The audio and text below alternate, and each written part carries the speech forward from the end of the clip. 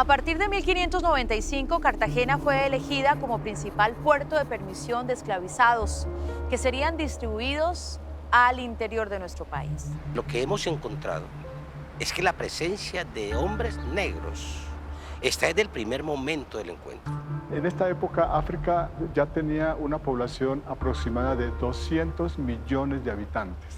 Es importante decir que hombres, mujeres y niños eran identificados como piezas para asignarle un valor de compraventa en medio de todo el comercio establecido. Por ejemplo, un hombre fornido de entre los 15 a los 30 años de edad y 1,60 m de estatura se le consideraba ya una pieza de indias, con mayor valor que un hombre mucho más adulto o tal vez un niño que todavía dependía de su mamá.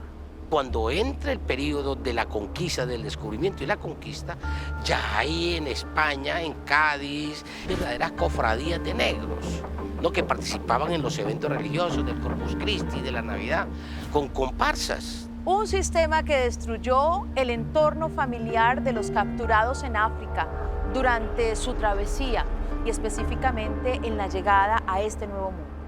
Pero esos primeros negros que aparecen en la historia no eran esclavos, no eran esclavizados, eran hombres libres.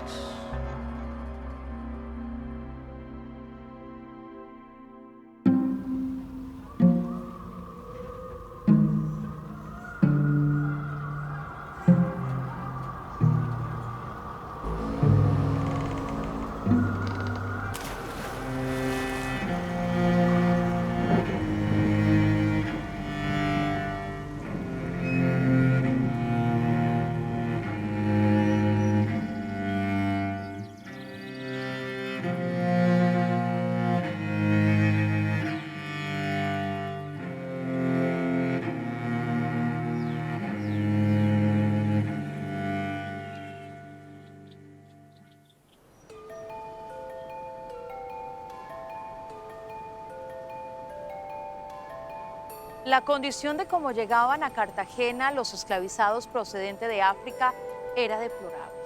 Relata el jesuita Alonso de Sandoval.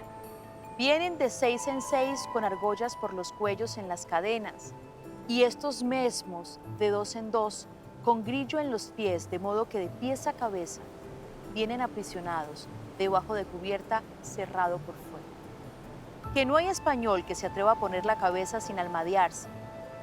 Los machos, bajo cubierta, tan juntos en aquel lugar tan angosto que cuando querían cambiar de postura apenas podían hacerlo.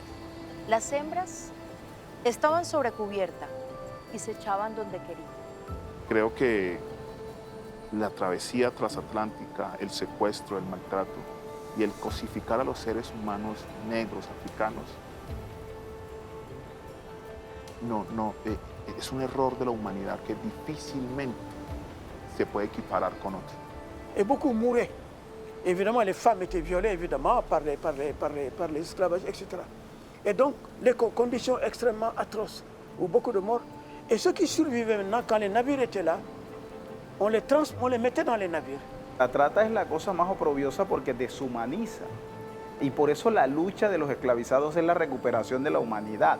Et donc, la pratique qui était la forme la plus atroce, c'était d'enchaîner les esclaves dans les sous-sols des navires, alignés comme des sardines, enchaînés les uns aux autres. Et on en mettait le maximum pour les transporter vers les Amériques et les Antilles.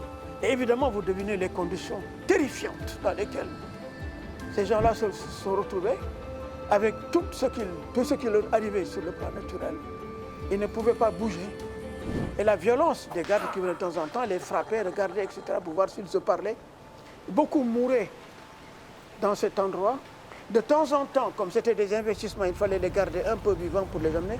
On les sortait quelquefois sur les ponts des navires, quelques minutes, et on les ramenait. Ellos no saben para dónde van y no saben, no conocen la trayectoria, ¿no? Desde el primer momento, al ser capturados y luego vendidos como esclavos, el espíritu indomable africano se aferraba a su libertad. Por esa razón, muchos morían de melancolía fija, enfermedad que diagnosticaba la desdicha de hombres y mujeres encadenados. Para consolarlos, el jesuita Pedro Claver se ponía de rodillas dando gracias a Dios por haberles permitido un próspero viaje para la salud de sus almas. Así es, lo primero que hacía era averiguar de qué país venían, para asimismo buscar intérpretes con los cuales pudiera catequizarlos e instruirlos en nuestra santa fe. Al llegar, les daba la bienvenida por medio de sus intérpretes, abrazándolos, acariciándolos con mucho amor y celo. Y enseguida preguntaba si habían llegado algunos enfermos en peligro o si había nacido alguna criatura en el viaje para catequizarlos e instruirlos en lo que fuera necesario. Así es, instruía a los esclavos por medio de sus intérpretes, animándolos para que no tuvieran miedo, diciéndoles que llegarían a tierras muy buenas, donde nadie les podría hacer daño, y si se comportaban muy bien, podrían tener amos muy buenos que los amarían, los tratarían con mucho cariño y cuidarían muy bien de ellos.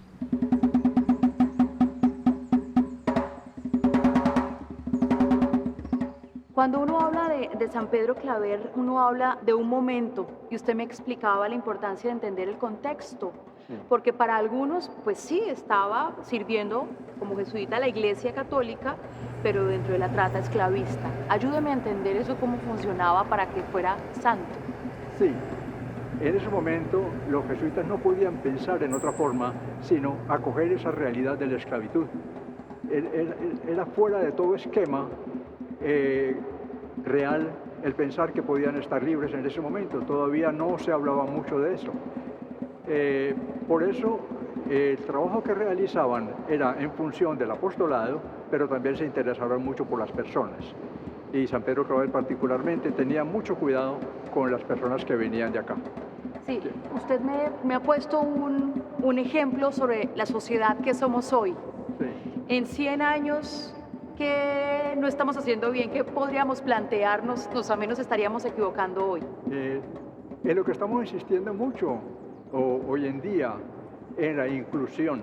Tener en cuenta la inclusión, es decir, que somos todos personas humanas y que todos merecemos vivir dignamente en nuestro país y en nuestra Cartagena, en todas partes.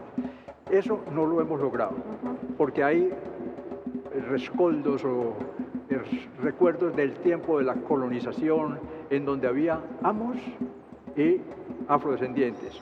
Yo he tenido este pensamiento: si hay afrodescendientes, hay también amodescendientes.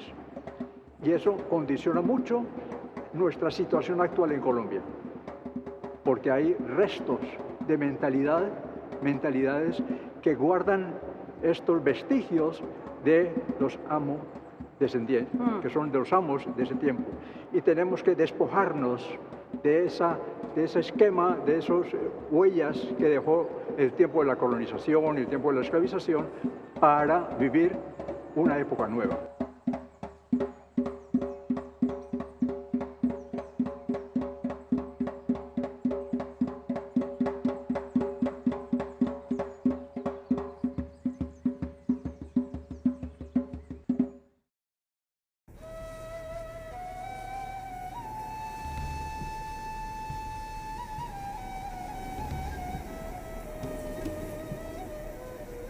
No hay nada más en contra de la supuesta fe católica que la esclavización, ¿no? Porque destruye el núcleo familiar. Y había a veces preocupación por la iglesia para que no lo separaran, y en algunos casos se logró cumplir. Pero en otros casos no, hay separaciones familiares. Se vende al hijo por un lado y a la madre por el otro, o el mismo transporte, porque algunos son capturados, entonces los trasladan, o la madre se puede quedar y el hijo puede venir, o al revés, el padre, la madre pueden venir y el hijo se puede quedar, en fin. Pero era una situación supremamente difícil, ¿no? Tan difícil era que estaba presupuestado qué cantidad podía morir en la travesía, y por eso se hablaba de un concepto que es la demasía. Ce qu'on était en train de transporter n'étaient pas des êtres humains, et l'instrument juridique par lequel cette construction de la violence et du racisme a été construite, ce sont les codes noirs.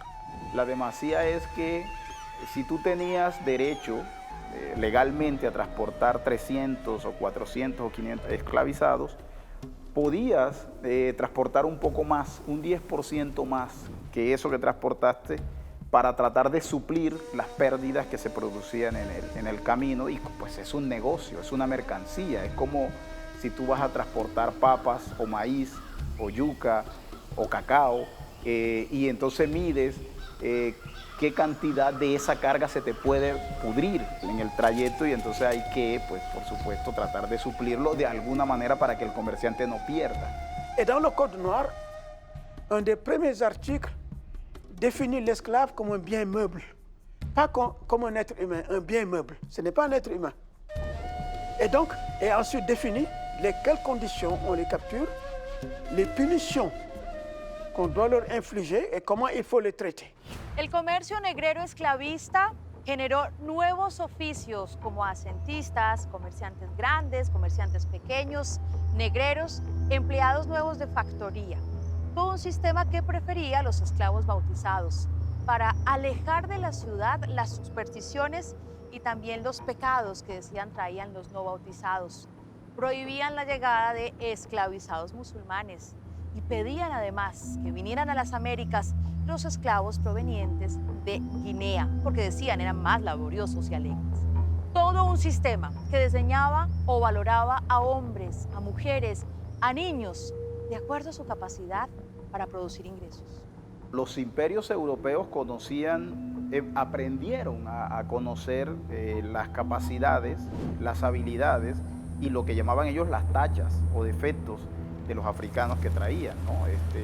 Sabían dónde estaban los mejores pastores de ganado, sabían dónde estaban los que mejor manejaban la metalurgia o los que mejor manejaban la piedra. Las comunidades negras hicieron posible esta nación desde sus distintos roles, desde la obra de mano que fue secuestrada y traída forzada, pero que con esa obra de mano se construyeron las ciudades de este país, pero también sus conocimientos en la agricultura, sus conocimientos en la minería, sus conocimientos en las formas de construir sociedades. But even in Latin America, I believe that sancocho is of African origin, but a lot of the stews, a lot of the the foods that take a long time to prepare come from Africa. They have African roots, and of course, dance and song, the way that people sing with the call and response that continues to this day.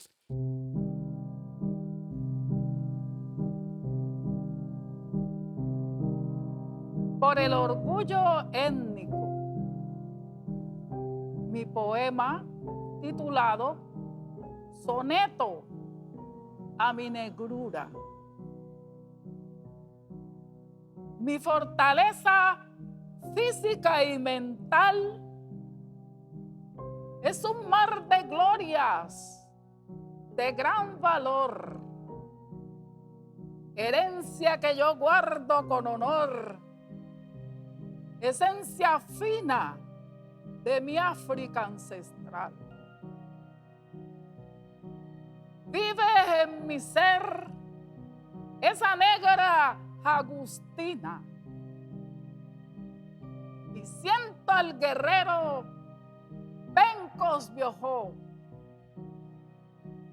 a Barule, a Juan José Rondón, a Huigua y a los hermanitos Mina. Estilo cimarrón son mis anhelos. Sostengo historia de negra bantú. Venero a mis padres y a mis abuelos.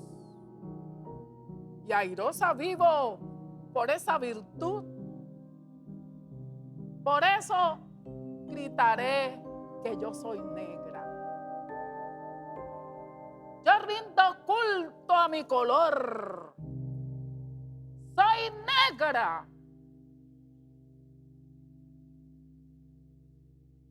Es indudable que hay que pensar la participación de las mujeres. No solo porque en África son las dadoras de la vida, son las cultivadoras de los clanes y de los linajes, las cultivadoras además del alimento. Por decir algo, ahí había mujeres que conocían mucho de gastronomía. Había personas que eran expertos agrícolas, que incluso trajeron semillas. La semilla es el origen, la semilla es la epopeya, porque la semilla es el nacimiento y el renacimiento. Y si hay semillas en el Nuevo Mundo traídas de África, la trajeron las mujeres. Por una sencilla razón, la podían guardar, por ejemplo, en el pelo. El pelo era una especie de alcancía, ¿verdad? Y eso aseguraba que en el viaje transatlántico esas semillas llegaban a su destino. Las mujeres africanas van a ser muy importantes porque pues van a traer muchos conocimientos que van a ser clave. Por ejemplo, la construcción de la misma seguridad alimentaria de los esclavizados, pero no solamente de los esclavizados, a veces también de los mismos esclavistas, ¿no? En algún momento, por ejemplo, en el Caribe se le permitió a los esclavizados cultivar sus propios alimentos, ¿no? Y en eso el esclavizado de alguna forma se ahorraba la alimentación y le permitía al esclavizado cultivar una especie de chacra, ¿no? Un terreno donde cultivar. Y eso fue muy importante porque permitió desarrollar unas dinámicas culturales donde las mujeres fueron muy importantes.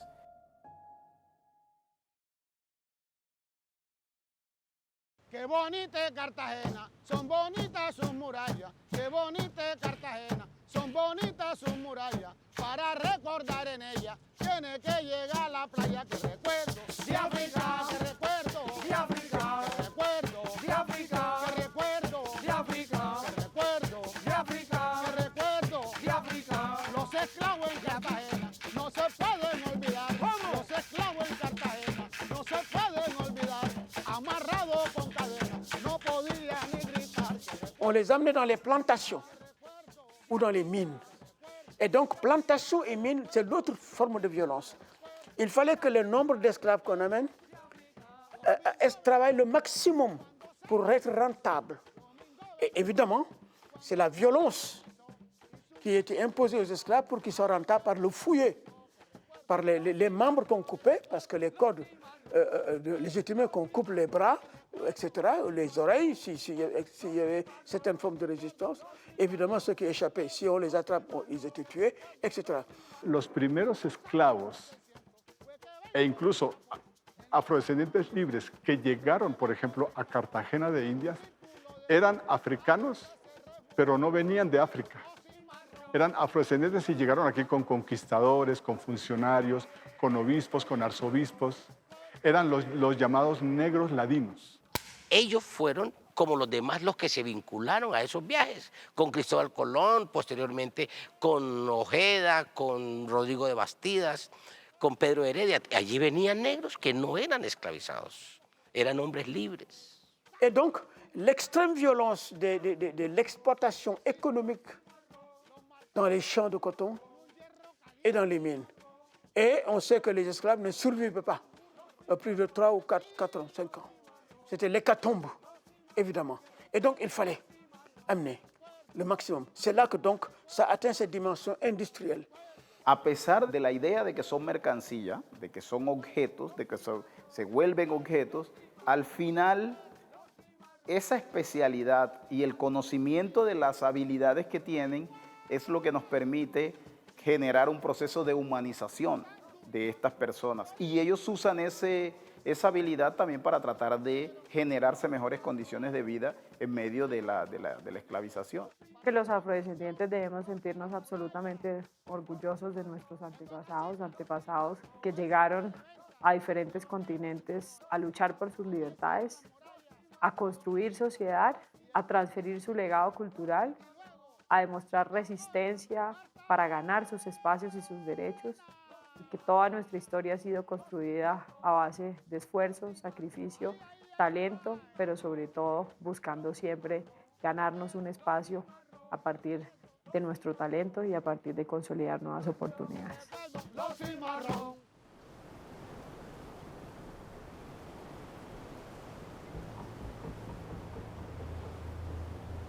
Hay que decir que la trata atlántica de esclavos fue creando unos imaginarios unas representaciones y unas referencias sobre los pueblos africanos.